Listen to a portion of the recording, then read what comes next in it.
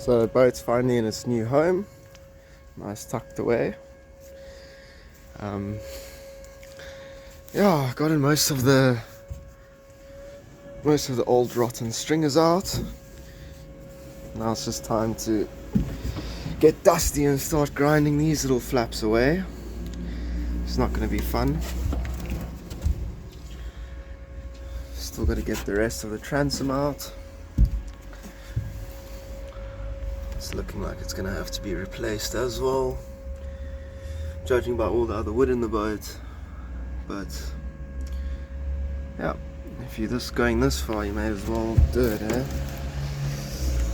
So 1, 2, 3, 4, 5 of them to do.